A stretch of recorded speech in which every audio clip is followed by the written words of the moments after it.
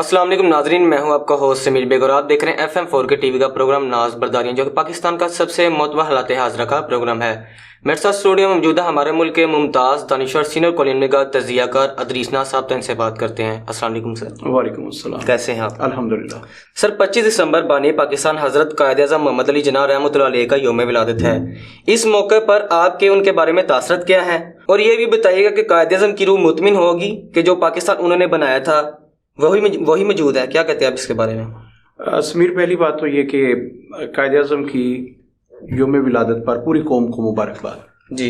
دوسری بات یہ جو فرمایا نا آپ نے کہ قائد اعظم کے بارے میں آپ کے تاثرات کیا ہیں۔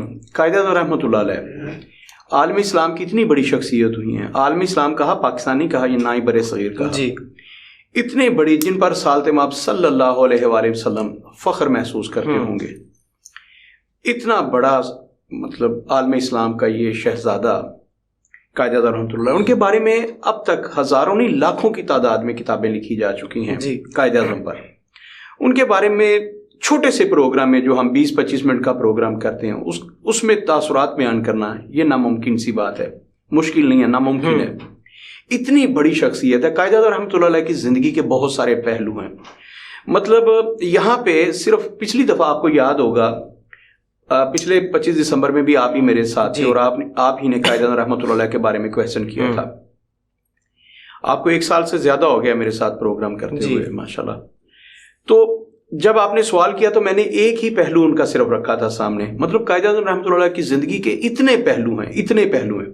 پہلی بات، وہ بندہ جو پوری زندگی یورپ میں رہا اور جس کا لائف سٹائل پورے کا پورا یورپینز والا تھا، مطلب ان کا لباس جو تھا وہ فارنرز والا تھا، یورپین والا تھا، وہ بالکل برٹش والے کپڑے پہنتے، بالکل انہی کے انداز میں سگار پیتے، وہ جو گیمز کھیلتے تھے سنوکر وغیرہ اور گولف وغیرہ، وہ بالکل انہی کی ہیں گیمز، ہماری تو نہیں ہے یہ۔ تو قائد اعظم کا لائف سٹائل جو تھا وہ 100% یورپین والا تھا، 100%، بالکل گورو جیسا انداز، ان کا گھر ان کا جو تھا بالکل ویسا، نیکسی ان کا گھر، ان کا طرز رہن سہن بالکل ویسے ہی تھا جیسے ابراڈ میں وہ رہے، بالکل وہی سٹینڈرڈ تھا۔ لیکن حیران کن بات کہ وہ اسلامی ٹچ کے عادی نہیں تھے، ان کی پوری لائف جو تھی وہ اسلام میں ڈھلی ہوئی تھی۔ یہ پچھلے پروگرام میں نے بتایا تھا کہ وہ کس قدر اسلام سے محبت کرتے تھے اور اسلام کے اصولوں پر کاربند تھے، یہ میں نے پچھلے پروگرام میں بتایا تھا نا کہ ان کی بیٹی جو دینا ملک یا وینا ملک، ان کی بیٹی جو دینا ملک ہے، صرف اس نے یہ کہا تھا کہ میں ایک غیر مسلم سے شادی کر رہی ہوں، تو قائد اعظم نے اپنی بیٹی کو چھوڑ دیا تھا، اور پھر مرتے دم تک اس کا نہ چہرہ دیکھا، نہ اسے اپنا چہرہ دیکھنے دیا۔ اسی طرح قائد اعظم رحمۃ اللہ علیہ کا دوسرا جو وہ میں نے بتایا تھا آپ کو، پنڈت جی کا جب وہ رات گئے قائد اعظم کی انیکسی میں، وہ تہجد کے وقت، تو ملازمی نے انہیں بتایا کہ قائد تو اپنی خوابگاہ میں ہیں، اب وہ کسی سے نہیں مل سکتے، تو وہ زبردستی جب چلے گئے، انہیں کون روک سکتا تھا؟ تو انہوں نے دیکھا کہ قائد اعظم جو ہے وہ سجدے میں گرے ہوئے ہیں اپنے کمرے میں اور گڑ گڑا رہے ہیں، ایسے بلک بلک کر رو رہے ہیں۔ تو یہ ہے قائد اعظم، مطلب وہ دکھاوے کی نمازیں نہیں پڑھتے تھے، نہ انہوں نے لوٹا ہاتھ میں پکڑا تھا، نہ ان کے ہاتھ میں تسبیح ہوتی تھی۔ ہمارے ہیں نا لیڈر جن کے ہاتھ میں تسبیح ہوتی ہے، اور وہ ڈرامے بازی کر کے یہ بتانا چاہتے ہیں کہ میں بڑا اسلام سے محبت کرتا ہوں، بکواس کر رہے ہوتے ہیں اور من کے گھما رہے ہوتے ہیں۔ تو قائد اعظم یہ دکھاوے کی نہ عبادت کرتے تھے، نہ دکھاوے کی تسبیح گھماتے تھے، وہ بندہ اندر سے اللہ کا ولی تھا۔ میں ولی کا لفظ بڑی ذمہ داری کے ساتھ استعمال کر رہا ہوں۔ کیسا ولی؟ جیسے یہ ہمارے علی حجویری رحمۃ اللہ علیہ ولی نہیں ہے، جیسے ہمارے پیر عبد القادر جیلانی رحمۃ اللہ علیہ اللہ کے ولی ہیں، جیسے پیر نصیر الدین گلرا شریف والے، یا ان کے دادا جو تھے، جیسے وہ اللہ کے ولی تھے نا پیر میر علی شاہ صاحب، وہ اس طرح اس لیول کے اللہ کے ولی تھے قائد اعظم۔ میں ذمہ داری کے ساتھ بات کر رہا ہوں، محبت میں مغلوب ہو کے یہ بات نہیں کر رہا، قائد اعظم کی محبت میں ڈوب کے بات نہیں کر رہا، یہ ریئلٹی بیسڈ بات کر رہا ہوں کہ قائد اعظم اللہ کے ولی تھے۔ ولی کامل کسے آپ کہتے ہیں بھائی؟ وہ بندہ جس نے یورپ کی غلاظت میں اپنی بھرپور جوانی گزاری ہو اور کسی کو ہاتھ بھی نہ لگانے دیا، خود ہاتھ لگانا یہ بڑی دور کی بات ہے، کسی کو غیر محرم کو ہاتھ بھی نہیں لگانے دیا، اسے ٹچ نہیں کرنے دیا گیا قائد اعظم نے۔ یہ اللہ کا ولی ہوتا ہے جو کمل کا پھول ہو، کیچڑ میں کھلا اور کمل کا پھول ہو، یہ ہے قائد اعظم رحمۃ اللہ۔ ان کے بارے میں میرے تاثرات جو ہیں، ان کے بارے میں جو میری محبت ہے، میں نے بتایا کہ 20-25 دن بھی کم ہے، یہ 20-25 منٹ کا پروگرام کیا ہے، ان کے بارے میں میری محبت جو ہے وہ ریئل بیسڈ ہے۔ اور میں نے پچھلے پروگرام میں آپ سے کہا تھا کہ قائد اعظم رحمۃ اللہ علیہ مولانا شبیر احمد عثمانی نے جب ان کی نماز جنازہ پڑھائی، ان کے جو مکتبہ فکر کے لوگ تھے، ان کے اسکول آف تھاٹ کے جو لوگ تھے، انہوں نے بڑی شدید تنقید کی مولانا عثمانی پہ. انہوں نے کہا جی آپ نے کس کا نماز جنازہ پڑھا دیا؟ قائد اعظم تو شیعہ ہیں. تو اندازہ قائم کیجئے کہ انہیں کوئی بات نہیں نہ ملی قائد اعظم کے بارے میں. اچھا انہیں کوئی یہودی ایجنٹ نہیں کہہ سکا قائد اعظم کو، کیونکہ وہ یہود کے جس طرح سے انہوں نے مخالفت کی ہے، ہندوؤں کی جس طرح سے مخالفت کی، جس طرح سے وہ ہندو سامراج سے ٹکرائے، اور جس طرح سے انہوں نے یہودیوں کے ساتھ، اس پہ میں نے بات کرنی ہے آج کے پروگرام میں. اچھا گوروں کے خلاف تھے وہ، انہی کے خلاف تحریک چلا رہے. اب نہ انہیں گوروں کا ایجنٹ کہہ سکتا تھا کوئی، نہ انہیں کوئی کافر قرار دے سکتا تھا قائد اعظم کو. اب ان کے پاس کوئی نہ چیز بچی، تو انہوں نے کہا یار مسلک کھیل لیتے ہیں.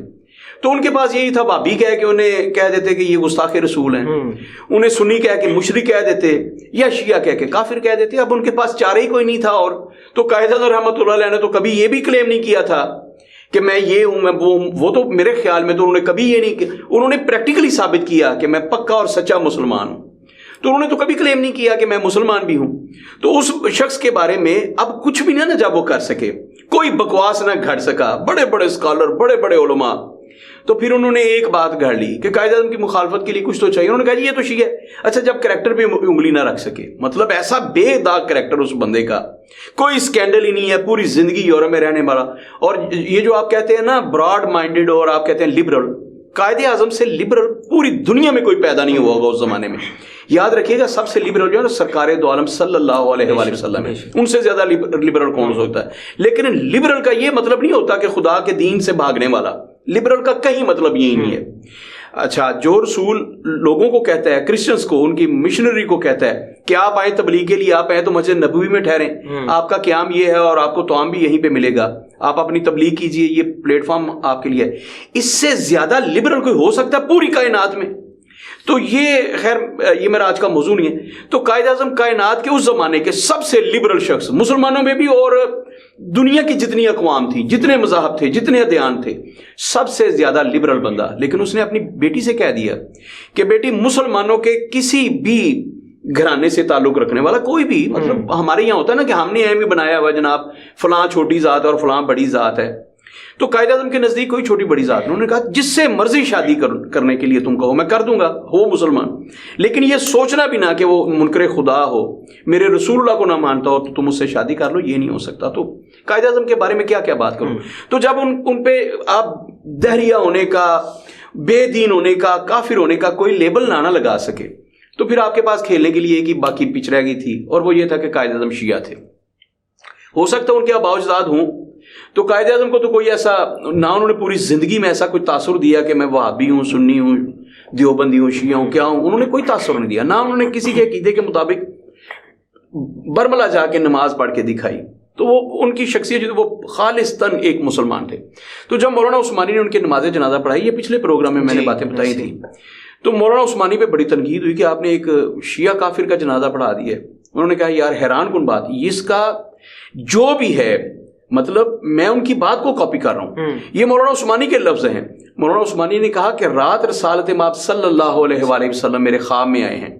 انہوں نے کہا، عثمانی قائد اعظم کے کاندھے پر ہاتھ رکھا، انہوں نے کہا کہ یہ میرا شیر ہے، قائد اعظم محمد علی جناح، یہ میرا شیر ہے، یہ میرا سپاہی ہے. شیر کہا لفظ، اس کا نماز جنازہ تم نے پڑھانا ہے. انہوں نے کہا کہ میں نے تو رسالت مآب صلی اللہ علیہ وآلہ وسلم کے حکم کی تعمیل کی ہے.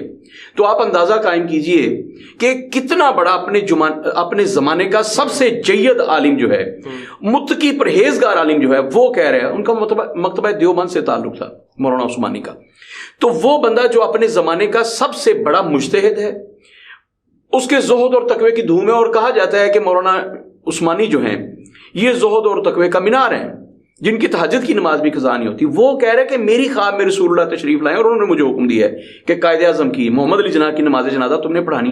بھائی ان کے بارے میں کیا بات کروں، میرے تاثرات جو ہیں مولانا عثمانی کی ایک بات جو ہے، یہ ایک واقعہ صرف میرے تاثرات یہی ہیں کہ رسالت مآب صلی اللہ علیہ وسلم کے دور میں اگر ہوتے قائد اعظم، تو رسالت مآب صلی اللہ علیہ وسلم کے مقرب ترین اصحاب جو تھے ان میں ہوتے قائد اعظم. رسالت مآب صلی اللہ علیہ وسلم انہیں ہر ملک میں اپنا سفیر بنا کے بھیجتے کہ تم سے زیادہ بہترین میری وکالت کوئی نہیں کر سکتا. اتنا فخر ہوتا قائد اعظم پر میرے رسالت مآب صلی اللہ علیہ وسلم کے. اور قائد اعظم رحمۃ اللہ علیہ محمد علی جناح پھر میرے سرکار کے قدموں میں پائے جاتے ہر وقت. یہ سرکار کے سب سے بڑے وکیل ہوتے. یہ میرا ایمان ہے اور یہ میرے تاثرات ہیں قائد اعظم کے بارے میں. خیر اب سنیے آپ کا اگلا جو کویسچن تھا. آپ نے جو کہا نا کہ ان کے بارے میں آپ کے تاثرات، میں نے کہا کہ یہ پیریڈ بہت کم ہے، یہ وقت بہت محدود ہے، اس میں قائد اعظم کے بارے میں اپنے صحیح سے تاثرات بیان نہیں کر سکتا اتنے مختصر پروگرام میں. اس کو میں پوری زندگی ادا کرتا رہتا ہوں، مختلف پروگرامز میں آج بھی کیے. تو مطلب اس پروگرام میں، چھوٹے سے پروگرام میں صرف اتنا بتاؤں گا کہ میں نے اس سے بڑا مسلمان کو نہیں دیکھا ابھی تک رسالت محمد صلی اللہ علیہ وسلم کی امت میں. 1900 یہ جو تحریک آزادی تھی اس سے لے کر آج تک کی بات کر رہا ہوں. اس زمانے میں بڑے بڑے علماء تھے، بڑے بڑے علماء تھے، لیکن اسلام کے لیے جو خدمات قائد اعظم کی ہیں کسی اور کی نہیں ہے. جتنے بھی علماء تھے، میں مولانا مودودی کا بہت بڑا فین ہوں، ابوالکلام آزاد کا بہت بڑا فین ہوں، لیکن ان کی بھی خدمات اسلام کے لیے وہ نہیں ہے جو قائد اعظم کی ہیں. یہ میں برملا کہتا ہوں، ڈنکے کی چوٹ پر کہتا ہوں. اچھا اب آ جائیے کہ قائد اعظم کیا ان کی روح مطمئن ہوگی کہ جو پاکستان وہ بنا کے گئے تھے یہ وہی پاکستان ہے؟ یہ ہے نا آپ کا اگلا کویسچن. اس پہ مجھے افسوس ہے. آج قائد اعظم کو دنیا سے گئے ہوئے صرف 75 سال ہوئے ہیں، پونی صدی ہوئی ہے. اس پون صدی کے بعد ایک کارٹون آتا ہے جو آپ کے ملک کا نگران وزیر اعظم بن جاتا ہے. یار افسوس کی بات ہے، یہ زنہا پتہ نہیں کہاں سے آ گیا اس ملک میں، کہاں کی پیداوار ہے، اس کے ماں باپ کون تھے. میں اس پہ بھرا پڑا ہوں یہ کاکڑ پہ. اس کاکڑ نے پچھلے ہفتے یہ کہا کہ قائد اعظم نے جو اسرائیل کے بارے میں کہا تھا نا کہ اسرائیل کے ساتھ ہم سفارتی تعلقات کبھی نہیں بنائیں گے کیونکہ یہ کلنک کا ٹکا ہے عالمی دنیا پر، یہ کرۂ ارض پر. اور جو بھی ارشادات تھے قائد اعظم کے اسرائیل کے بارے میں، اور قائد اعظم نے برملا کہے، اس لیے کوئی انہیں یہودی ایجنٹ نہیں کہہ سکا کہ جس انداز میں، جس دبنگ انداز میں اسرائیل کو قائد اعظم نے لتاڑا کسی نے. اور قائد اعظم اب یوں سمجھ لیجئے کہ پاکستان کا آئین اور دستور بنا گیا وربلی کہ اسرائیل کے ساتھ ہم سفارتی تعلقات نہیں رکھیں گے. یہ میرا، آپ کا یا کسی حکومت کا اعلان نہیں ہے، کسی حکومت نے نہیں یہ بنایا. یہ جو آپ کے آج تک آپ کے پاسپورٹ پہ لکھا ہے نا کہ یہ پاسپورٹ جو ہے اسلامی جمہوریہ پاکستان کا پوری دنیا کے ہر ملک کے لیے کارآمد ہے ماں سوائے اسرائیل کے، یہ قائد اعظم کا فرمان ہے، یہ ان کی پالیسی ہے، یہ ان کا بنایا ہوا قانون ہے بابا. تو کاکڑ نے کہا کہ قائد اعظم کی اس پالیسی کے خلاف، اس پالیسی کے ساتھ، ان کے اس نظریے کے خلاف اختلاف رائے رکھنا یہ کفر نہیں ہے. اچھا بابا، کسی بھی حضرت عمر رضی اللہ تعالیٰ کے نظریے کے ساتھ اختلاف رکھنا یہ بھی کفر نہیں ہے. حضرت ابوبکر صدیق کے نظریے کے ساتھ اختلاف رکھنا یہ بھی کفر نہیں ہے، کیونکہ صرف اور صرف رسالت مآب صلی اللہ علیہ وسلم کے اصولوں کے خلاف یا کسی ایک بات کے خلاف، کسی قول یا فعل کے خلاف اس سے انکار کرنا یہ کفر ہے. لیکن کیا حضرت ابوبکر صدیق جو کرتے تھے، جو انہوں نے اپنی لائف گزاری، کیا وہ رسالت مآب صلی اللہ علیہ وسلم سے ہٹ کے تھی؟ تو اگر میں اس دلیل کو مان لوں تو اب یہ ثابت ہوا میرے لفظوں سے کہ حضرت ابوبکر صدیق کے ساتھ بھی اختلاف رائے رکھنا، ان کے پولیٹیکل معاملات کی بات نہیں کر رہا، ان کے ساتھ اختلاف رکھنا یہ بھی کفر ہے. یہ یاد رکھیے گا، میں مفتی نہیں ہوں لیکن فتویٰ دے رہا ہوں. حضرت عمر رضی اللہ تعالیٰ کے ساتھ، ان کے کسی قول اور فعل کے ساتھ جو سیاسی نہ ہو اس کے ساتھ اختلاف رکھنا یہ کفر ہے بابا. آپ کو کس نے کہہ دیا کہ قائد اعظم کے اس نظریے کے ساتھ اختلاف رکھنا کفر نہیں ہے؟ آپ 100% کافر ہیں اگر آپ نے قائد اعظم کے اس نظریے کے ساتھ اختلاف کیا ہے. میں فتویٰ دیتا ہوں، مفتی نہیں ہوں لیکن فتویٰ دیتا ہوں کہ اگر قائد اعظم کے اس نظریے کے ساتھ آپ کا اختلاف ہے تو آپ کافر ہیں، آپ مرتد ہیں. اچھا سنیے، میں نے کبھی کسی کو کافر قرار نہیں دیا، آپ کو تو پتہ ہے میرے نظریات کا. میں تو کہتا ہوں جو کہتا ہے نا نظریے کی بنیاد پر یہ کہتا ہے کافر شیعہ کافر ہے یا فلاں کافر ہے، وہ رسالت محمد صلی اللہ علیہ وسلم کا امتی ہو ہی نہیں سکتا. خیر، اس نے کاکڑ نے یہ کہا کہ قائد اعظم کا یہ جو نظریہ ہے نا اسرائیل کے بارے میں، اس سے اختلاف کرنا کفر نہیں ہے. بھائی تمہیں کس نے یہ بتایا کہ یہ تم اتنا بڑا لفظ استعمال کرو، کفر کی حد تک لے جاؤ؟ تم نے غداری کی ہے. سب سے پہلی بات، تم کافر ہو یا نہیں ہو؟ تم غدار تو ہو نا. اس مملکت کا ایک قانون ہے، ایک دستور ہے، تم نے اس کے ساتھ انحراف کیا. اب اگلی بات سنیے، ایسا بے غیرت شخص یا یہی بے غیرت شخص اگر کل کو یہ کہہ دے کہ قائد اعظم نے فرمایا تھا کہ کشمیر پاکستان کی شہر اگ ہے، اور میں اب کشمیر کو پاکستان کی شہر اگ نہیں مانتا ہوں، میرا اختلاف ہے قائد اعظم کے اس نظریے کے ساتھ، اور قائد اعظم کے نظریات کے ساتھ اختلاف کرنا، ان کی فلسفی کے ساتھ اختلاف کرنا، ان کی رائے کے ساتھ اختلاف کرنا کفر نہیں ہے، تو اس بے غیرت کو پھر بھی میں محب وطن مان لوں گا کہ تم نے یہ کہا کہ کشمیر پاکستان کی شہر اگ نہیں ہے، ہمیں اس کی ضرورت نہیں ہے. پاکستان کی جغرافیائی جو سرحدیں ہیں، جیسے قائد اعظم نے ان کے بارے میں کہا، مجھے ان کے نظریات سے اختلاف ہے، تو تم جیسے گھٹیا آدمی کی ہم بات مانیں گے؟ اور बाबा कायदे आज़म रहमतुल्लाह अलैह जो बानी पाकिस्तान है, उनसे ज्यादा पाकिस्तान का और इस्लाम का कोई वफादार नहीं हो सकता। कायदे आज़म को पता था कि मैंने पाकिस्तान के जो बानी पाकिस्तान है, उनसे ज्यादा तुम्हें पता है कि पाकिस्तान का उसकी आइडियोलॉजी क्या होगी, उसकी फिलॉसफी क्या होगी, हमारा नजरिया क्या होगा। तुम बताओगे, तुम जैसा 2 टके का इंसान बताएगा। अगर तुम्हारे पास हराम की कमाई आ गई है और हम जैसी मखलूक पे खुदा का अजाब बन के तुम निगरान वज़ीर आज़म आ गए हो, तो इसका मतलब यह है तुम जो भी बकवास करोगे हम उसे मानेंगे। अगर मेरे बस में होता, मैं इसकी जुबान खींच लेता जब इसने कहा कि कायदे आज़म की बात के साथ, उनकी आइडियोलॉजी के साथ इख्तलाफ राय रखना ये कुफर नहीं है। घटिया आदमी, तुम इस मुल्क के, इस कौम के गद्दार हो। तुमने कायदे आज़म के साथ गद्दारी नहीं की, पूरी कौम के साथ गद्दारी की है। तुम जैसा 2 टके का आदमी मेरा वजीर आज़म हो, मैं तो तुम्हें वजीर आज़म नहीं मानता हूं। जिन लोगों ने तुम्हें वजीर आज़म बनाया है उन्हें सोचना चाहिए कि तुम जैसे घटिया आदमी का उन्होंने इंतखाब क्यों किया। बाहर क्या, कायदे आज़म ने फरमाया था कि हम इसराइल के साथ किसी किस्म के सफारती ताल्लुकात नहीं रखेंगे। पूरी पाकिस्तानी कौम इस बात पे खड़ी है। कायदे आज़म रहमतुल्लाह अलैह, अगर अल्लाह उन्हें दोबारा जिंदगी दे, मौजा, वो आके ये कहें कि इसराइल को तस्लीम करता हो, तो तब हम तस्लीम करेंगे। उसके अलावा तुम्हारे जैसा 2 टके का कोई भी शख्स 50 दफा भी निगरान वज़ीर आज़म बन जाए या इलेक्ट हो के 50 दफा वज़ीर आज़म बन जाए, तुम जैसे घटिया आदमी की बात पे हम एतमाद नहीं कर सकते। कायदे आज़म जैसे शख्स ने कह दिया, रसालत इमाम सल्लल्लाहु अलैहि वसल्लम जिन्हें अपना सिपाही करार देते हैं बकौल मौलाना उस्मानी के, तो तुम जैसा घटिया आदमी कौन होता है उनकी बात से इनहराफ करने वाला। कायदे आज़म ने हमें कहा कि कश्मीर पाकिस्तान की शहर है, तो हमारा ये यकीन है, हम ईमान के हद तक इसको समझते हैं कि कश्मीर पाकिस्तान की शहर है और शहर हक के बगैर इंसान जिंदा नहीं रह सकता। हमारी जिंदगी का तस्वुर नहीं है कश्मीर के बगैर। कायदे आज़म ने जो फरमूदात, ये उनकी खारजा पॉलिसी के बारे में है ना, तो मैं उनकी दाखिली पॉलिसी के बारे में तो बात ही नहीं कर रहा, चूंकि बात हुई थी उनकी सिर्फ इसराइल के हवाले से। मैंने बात की कि काकड़ ने ये बकवास की है, तो मैंने सिर्फ एक नुक्ता लिया कि कायदे आज़म की जो फॉरेन पॉलिसी है ना, मुस्लिम उम्मा के बारे में, कश्मीर के बारे में, इसराइल के बारे में, फलस्तीन के बारे में जो उनका मौक़िफ़ है, हम उसके साथ खड़े हैं और कायदे आज़म की बात के हम पहरेदार हैं।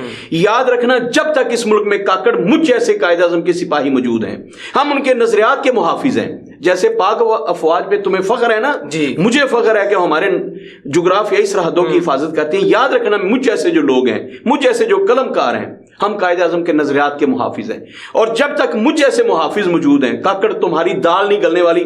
तुम कायदे आज़म के नजरियात को तब्दील नहीं कर सकते।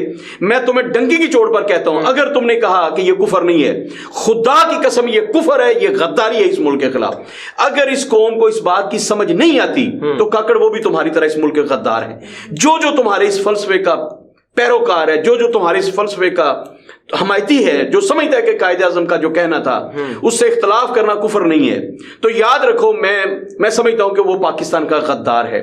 आज के प्रोग्राम में सिर्फ यही मैसेज देना था, मैं इधर उधर नहीं जाना चाहता।